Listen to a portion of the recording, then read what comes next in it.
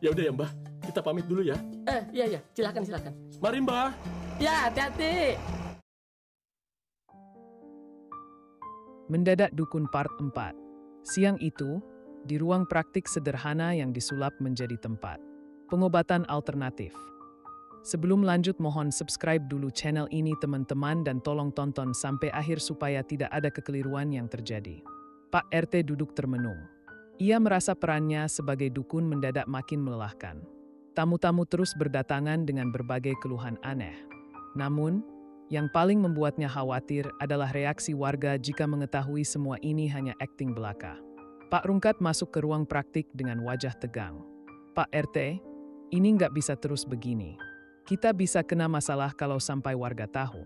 Sudahlah, hentikan drama jadi dukun palsu ini, desaknya. Pak RT hanya bisa menghela napas.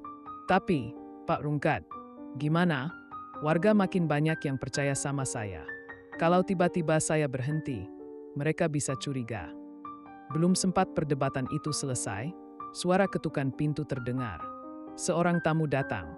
Kali ini, pasangan suami istri masuk dengan wajah penuh harapan. "Selamat siang, Pak Dukun," ucap si suami sambil menunduk hormat. Pak Rungkat, yang sudah lihai berperan sebagai asisten, segera menyambut mereka. "Silakan duduk, Bapak dan Ibu. Sebelum mulai, boleh tahu nama dan alamatnya?" Tanyanya sembari mencatat di buku catatan kecil yang sebenarnya kosong. Pasangan itu memperkenalkan diri dengan sopan. Pak RT selalu ukun lalu menyuruh tamu tersebut masuk. "Pak Dukun, kami sudah bertahun-tahun menikah tapi belum juga punya anak. Kami sudah berobat kemana-mana, tapi tetap belum berhasil. Tolonglah, bantu kami," pinta si suami dengan nada memohon.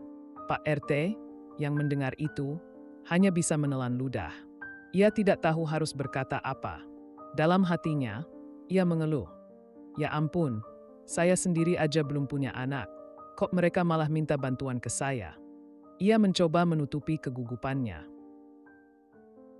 "Baik, saya coba bantu. Tapi, maaf, saya perlu berkonsultasi sebentar. Tunggu ya." "Pak Rungkat, tolong saya. Mereka minta bantuan supaya punya anak." "Saya harus bilang apa?" bisik Pak RT panik. Pak Rungkat hanya tersenyum penuh akal. "Tenang, Pak RT. Saya punya ide. Ambil aja segelas air putih, bilang itu air bertuah. Pesan mereka buat minum air itu setiap kali makan makanan bergizi. Kalau mereka berhasil punya anak, itu karena makanan sehat, bukan karena kita." Pak RT mengangguk cepat. Ia segera mengambil segelas air putih dari dapur dan kembali ke ruang praktik. Dengan suara berat seolah penuh wibawa, ia berkata, "Ini air bertuah yang saya doakan khusus. Minumlah setiap kali makan makanan bergizi. Dalam waktu dekat, keajaiban akan datang." Pasangan itu terlihat sangat senang. Mereka mengucapkan banyak terima kasih. Sebelum pergi, si suami berkata, "Jika istri saya nanti hamil, kami akan memberikan imbalan besar untuk Pak Dukun." "Terima kasih, Pak." Pak RT hanya bisa tersenyum canggung sambil melambaikan tangan. "Semoga berhasil, ya," katanya sambil melirik Pak Rungkat yang berdiri di sudut ruangan dengan senyum nakal. Di tempat lain, Robi membawa Bang Topan ke rumahnya untuk memperkenalkan kepada keluarganya. Suasana hangat menyelimuti pertemuan itu. Tetapi pembicaraan mereka berubah serius saat Robi mulai bertanya ke Bang Topan masa lalunya dengan Bang Jack. "Dulu saya cukup dekat dengan Bang Jack," kata Robi pelan. "Tapi saya nggak nyangka dia tega membunuh kakakku."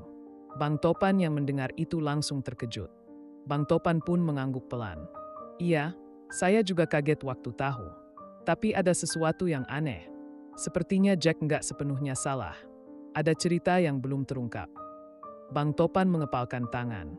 Amarah dan rasa penasaran bercampur dalam pikirannya waktu itu. Di tengah kegelisahan itu, ia memutuskan naik gunung. Cerita pun berlanjut. Bang Topan tanpa sengaja bertemu dengan geng 4G saat sedang mempersiapkan pendakian gunung. Geng 4G terlihat membawa sebuah batu ajaib yang mereka temukan. "Kang 4G, apa yang kalian bawa itu?" tanya Bang Topan curiga. Salah satu anggota geng menjawab, "Ini batu ajaib. Kami menemukannya di hutan. Tapi batu ini membawa masalah. Kami berencana mengembalikannya ke tempat asalnya. Bang Topan mendengar itu dengan penuh perhatian. Ia mulai merasa perjalanan bersama geng 4G ini bisa membawanya pada jawaban tentang masa lalu kelam dan menyelesaikan dendam terhadap Bang Jack. Akhir yang penemisteri. Di sisi lain, pasangan suami istri yang baru saja pulang dari praktek dukun PAKRT mulai menjalankan saran untuk mengonsumsi makanan bergizi. Tanpa disadari, cara sederhana itu mulai mengubah pola hidup mereka. Namun, apakah semua itu benar-benar akan membuahkan hasil? Atau justru rahasia besar Pak RT sebagai dukun palsu akan terbongkar? Sementara itu, di puncak gunung, pertemuan Bang Topan, geng 4G, dan rahasia batu ajaib menjadi titik awal dari petualangan baru yang penuh bahaya. Apakah misteri ini akan membawa mereka pada jawaban? Atau justru memunculkan konflik yang lebih besar?